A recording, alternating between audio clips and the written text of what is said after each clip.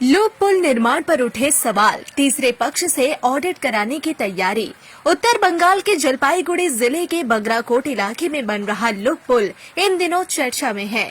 ये लूप पुल सामरिक दृष्टिकोण से बेहद अहम है, क्योंकि इसके जरिए सिक्किम के चीन सीमा और अरुणाचल के डोकलाम से भारत का संपर्क और मजबूत किया जा रहा है।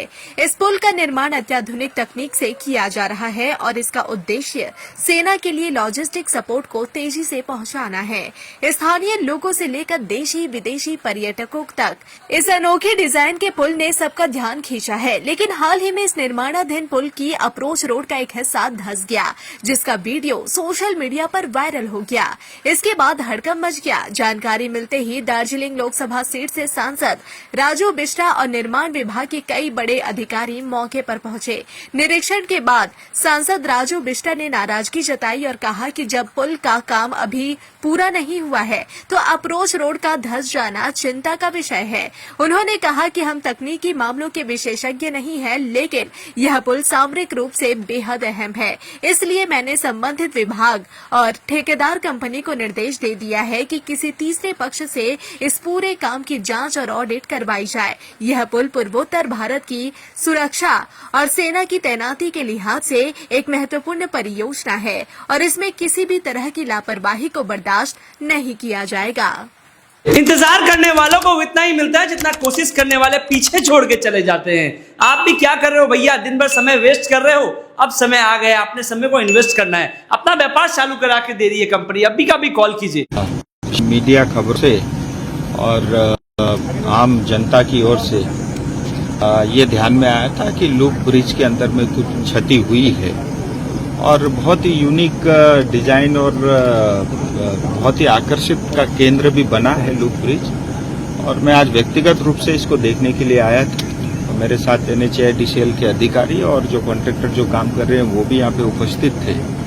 तो as such exactly loop bridge के ऊपर में किसी प्रकार की क्षति तो एज ऑफ नाउ नहीं है, लेकिन जैसे ही लूप ब्रिज खत्म हो जाता है तो वहाँ पे कुछ क्रैक देखे हैं और वो बिल्कुल लूप ब्रिज के निकट ही है।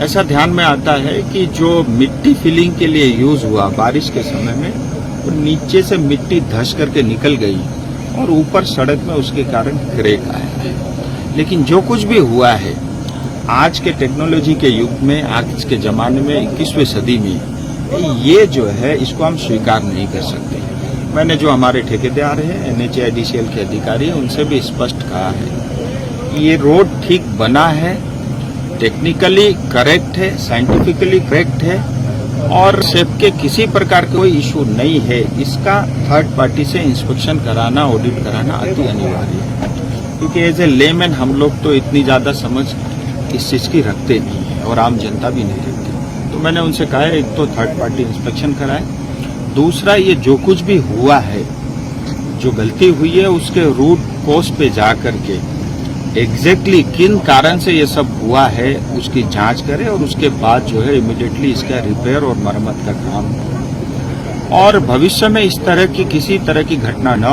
हो, इसके लिए ऑडिट के लिए भी मैंने कहा ये सब होगा। और आने वाले दिनों में लाइटिंग भी यहाँ पे लगेगी और मेरे मन में तो एक इच्छा है कि ये बहुत 25-30 हजार तक टूरिस्ट भी यहाँ पे विजिट करने आते हैं। 100 मीटर का लंबा जो है तिरंगा भी यहाँ पे फहराया जाएगा, जिससे एक और आकर्षण का केंद्र बनेगा। ये बहुत बड़ी देन केंद्र सरकार की, भारत सरकार की है इस क्षेत्र की जनता के लिए और यहाँ के जो विद्यार्थियों के लिए, यहाँ के व्यापारियों के लिए और यहाँ आने वाले टूरिस्ट के लिए। और कारण कनेक्टिविटी के कारण यहाँ की जो है आम जीवन में परिवर्तन भी आएगा और टूरिस्ट बढ़ने के कारण लोगों की आमदनी भी बढ़ेगी। मुझे लगता है इस सब को हम सब ने सकारात्मक रूप से देखना चाहिए और मैं उनमें से नहीं हूँ कि अगर कहीं भी कुछ भी केंद्र सरकार की योजना में कमियां रहती है सबसे पहले आवाज मैं ही बुलंद करूंगा और किसी तरह की कोताही, कमी को हम बर्दाश्त नहीं करेंगे और जो जनता के लिए पैसा केंद्र सरकार ने भेजा है वो जनता तक पहुंचे, इसके लिए हम सब लोग प्रतिबद्ध हैं।